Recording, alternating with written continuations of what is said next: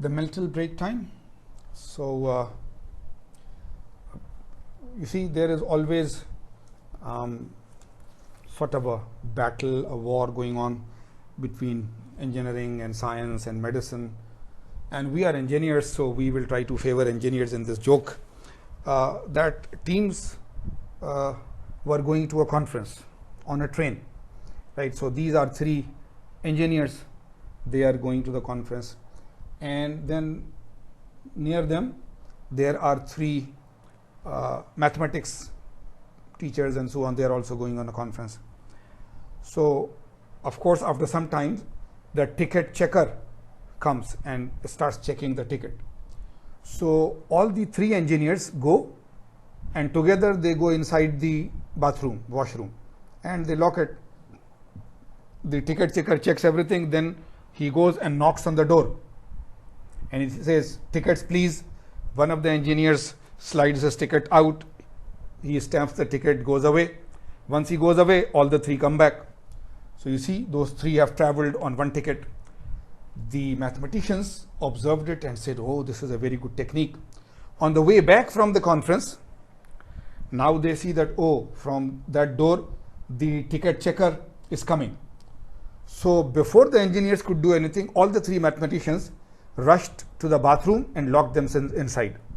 Then one of the engineers went there, knocked on the door and says, "Ticket please," and one of the tickets come out. Joke is over. This was bilateral tolerance, when you show a nominal dimension and the upper limit plus the lower limit. If there is no tolerance on one side, right, if you see 2.5 plus 0.01 but nothing here, right, so either the negative is not there or you don't show it at all, you just show the plus one. So this is a unilateral tolerance. Unilateral tolerance. Now if you have to show a unilateral tolerance, you will show it, but tell me any real engineering example from very normal thing, I'm not talking of very hi-fi space application and so on, very normal, where unilateral tolerance, normally everything is given plus and minus. You see the variation, you are doing a turning, it could be plus minus, you are doing a milling, it could be plus minus. But give me an example where unilateral tolerance will be valid in a normal engineering. Think on it. So I don't know if any of you came up with an answer or not, but if you did, then give yourself a big, oh, well done, right? Drilling. You see, drill is a drill bit, right? Drill bit is a certain size. So if that drill size is, suppose, half an inch, if the drill size is half an inch, when you use this drill bit to drill, there can be no hole made which is smaller than this drill size. Only larger dimensions will be there, right? Because of any variations. Either the hole is very perfect, it is half an inch, or there is a small variations and every variation is larger than this drill bit size. How can a drill bit drill a hole smaller than its size, right? So when you are drilling, all the tolerances are unilateral. So you see, if you think a little, you will always get an answer, mostly. Limit dimensions, the same thing rather than a tolerance, right? You should have written in one way 2.5 plus 0.05 minus 0.05. But you directly measure that what is the upper limit, what is the lower limit, and you write the two limits. You don't write 2.5 plus 0.5, you write 2.505. You don't write 2.5 minus 0.5, you write 2.495. So you are writing the same tolerance in terms of what you call limit dimensions. So this is also allowed on drawings and so on. You can do the same thing by writing 2.5 plus minus 0.05, or you can directly write upper dimension 2.505, lower dimension 2.495, right? So these are the ways. There is bilateral tolerance, there is unilateral tolerance, and a bilateral tolerance can also be written as limit dimensions. So this is it. Even a unilateral can be written as, if it was unilateral, it will show 2.500, and 2.505, right? So these are limit. Now this one slide is one of those remarkably good slides and so on, because this contains a lot of good information, right? So what is it in this figure? Basic size, which is called the nominal size. Deviation, how much deviation is allowed. Tolerance on a shaft according to the ISO system, right? And then B, C, D, various methods of assigning tolerances. Now, when you do the drawing course, then we should teach you there that how are these dimensions coming. I told you just a couple of slides ago that the people who are in the design office, they are designing a new product or this and that, they have to give tolerances on all of the major dimensions. But how do we decide? You see, if we give large tolerances, if we give too large tolerances, so it is easy to manufacture, but then maybe the quality is not good, right? No part fits again, right? One rod has to go into a hole. If the variations are too large, nothing will fit. So if the dimensions are too large, the quality is so bad that it will fail all the time. If the dimensions and tolerances are too tight, the cost would be too high and the production time will be too slow. So therefore, in everything, the extremes are not good. So very loose, bad tolerance is not good because the quality is seriously affected. Very tight tolerances are not good because the time and the cost goes up. So very judicial judgment of what the tolerances should be. So of course, one thing is that you are working in the same company producing the same type of products with the same types of metals and alloys for many, many years. So now there is a lot of experience behind you. So you can decide that these are tolerances which will be good for quality and at the same time will be nicely managed by the manufacturing people. So, right, experience. But for new people, you have recently joined, you don't want every time to go to some senior and ask. So then from your drawing courses, you know that these type of drawings which we are showing here, for different nominal sizes, there are handbooks and chapters which tell you that what should be the tolerances if this is the machine you are making and this is the machine you are making and so on. So there is a shaft which has to go inside a hole. So this is your shaft. This is your shaft. Right? If you see, there is a basic shaft size. A basic shaft size. This is here. Right? And then you give a minimum diameter for the shaft and you give a maximum diameter on the shaft. Because even with the maximum diameter, there should be a small clearance so that it can go into the hole. If the maximum diameter of the shaft is such that this clearance is not there, then it will not fit into the hole, right? So there is a basic size. This basic size is the same nominal size for the hole for the shaft. You say it is a 1-inch shaft.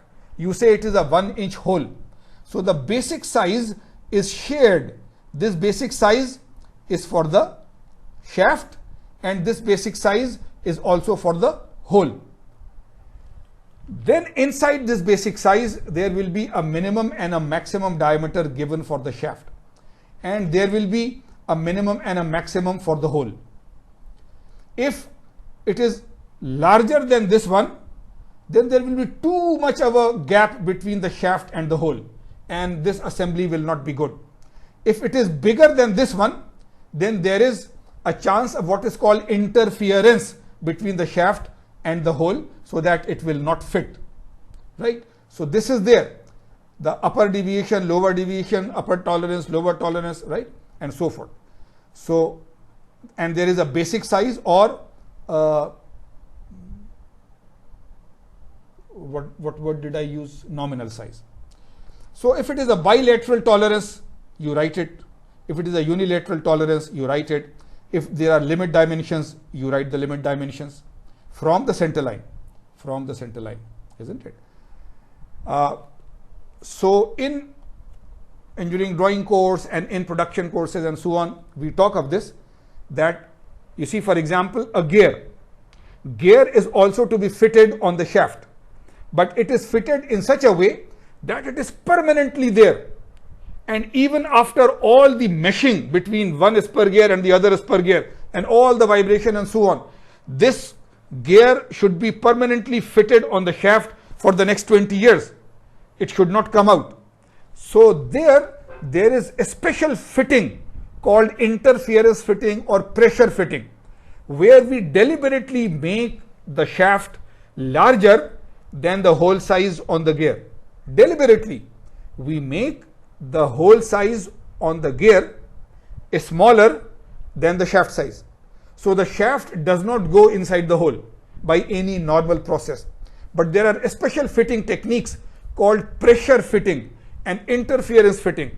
And by them you force the shaft inside the hole of the gear, even though it would not go normally. And then there is a permanent bonding between them. So that is interference fits. Otherwise, there will always be a clearance between the shaft and the hole. So the largest dimension of the shaft, should still leave some small amount of clearance from the hole, right? So this is one brilliant drawing for dimensional tolerancing and how it is done. Here is one of those brilliant things of practical importance, practical importance. You see, here we are talking of surface roughness. In RA, right, root mean square surface roughness, right? This is there. Right, so here is surface roughness in microns, micro inches, and here is tolerance range in inches. And you see here, permanent mold casting, plaster mold casting, okay, hot rolling, cold extrusion, cold drawing, drilling and punching, EDM, electric discharge machining, broaching, reaming. So these are lots and lots of production manufacturing processes. And what should be the surface roughness range with the tolerance, right? So permanent mold casting from here about 32 microns to about 250 microns would be the range, right? So this is brilliant tolerances and surface roughnesses obtained in various manufacturing processes. These tolerances apply to a 25 millimeter or a 1 inch workpiece dimension. That for each 1 inch, these should be, right, that the lowest should be around, say, 50 microns, and the largest should be around 200 microns if it is this process, if it is that process, and so forth. But if you see polishing and so on, it goes even to half a micron because it is very, very accurate and so on. So this is a brilliant thing, that if you do normal tolerance ranging, so that the quality is acceptable but not very costly. The quality is acceptable but not very costly. Then this is how it should be done, right? So this is the type of data that is generated over years and years and years by very specialist people in the field of casting and molding and extrusion and forging and machining and so on. But then later on, if people like you and me come along and we want to find the guidance, then we can get it from here. So with this, the dimensions tolerance portion is over, and we now start talking of a very long section which will continue for quite some time, right? All quality control people are in this area, testing and inspection.